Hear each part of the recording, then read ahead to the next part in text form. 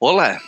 Aquest vídeo sortirà una mica de la tònica habitual del canal, ja que m'agradaria aprofundir en un parell de detalls que fan que molta gent menystingui el poder que té el Freezer en relació al còmput global de la sèrie i de passada em permetrà explicar millor certs aspectes del seu combat amb el Goku que poden dur a confusió.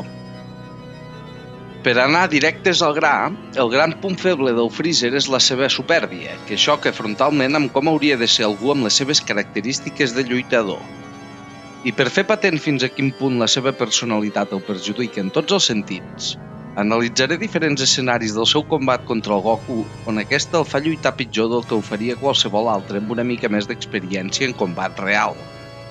El Freezer és un lluitador extraordinàriament defensiu, el que més de tota la sèrie, tal i com es demostra del fet que sobrevisqui a la bola Genki que li llença el Goku. Això vol dir que en una lluita contra algú que tingui un poder semblant al seu, però uns atributs ofensius més alts, començarà perdent, doncs l'altre el superarà en capacitats ofensives. I per tant, el més lògic des del seu punt de vista seria enfocar els combats des d'una estratègia de desgast de l'adversari.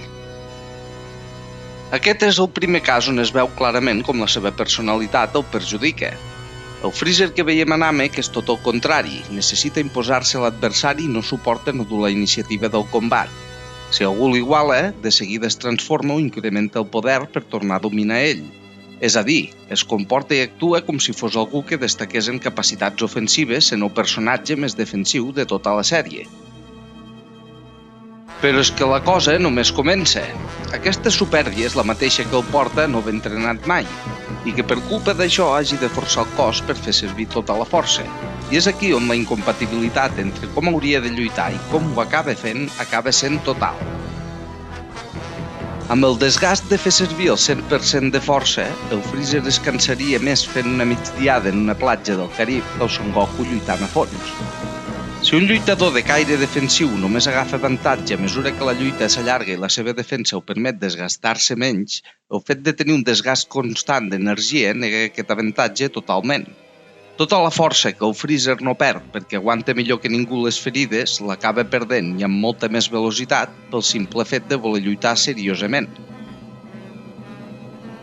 Per tant, tenim un lluitador defensiu que necessita imposar-se constantment per culpa del seu ego infinit i que per postres no pot dur a terme una estratègia defensiva per culpa del desgast que té per no haver-se entrenat mai. La supèrbia encara és més fatal quan tenim en compte que ni tan sols intenta dur el combat cap al seu terreny ofensiu, el Ki, i accepta lluitar en les condicions que el Goku es sent més còmode, el combat cos a cos. És a dir, no només necessita imposar-se ofensivament, sinó que ho ha de fer en l'aspecte on el seu adversari destaqui més, complicant-se encara més la vida i aconseguint que al final algú com el Goku, que no hauria d'haver tingut cap possibilitat, l'acabi superant. El que vull dir amb aquest vídeo és que si els scooters penalitzessin l'estupidesa en combat, el poder del Freezer cauria moltíssim, perquè no és un personatge ruc ni molt menys, però té una supèrbia que supera per moltíssim la seva intel·ligència i, sobretot a l'hora de lluitar, li fa prendre les pitjors decisions possibles. Però aquestes decisions ja les he analitzat en altres vídeos, així que en aquest m'he centrat en com la supèrbia també l'afecta en el sentit més ampli del seu personatge i com a lluitador. I fins aquí l'anàlisi del punt feble més greu del Freezer, que fa que lluiti a un nivell molt per sota del que ho podria fer i del que ens dona a entendre el poder de combat que li estimo en aquest canal. D'alguna manera s'havia d'empescar el Toriyama per fer-lo caure fent-lo tan superior a la resta de personatges de la saga.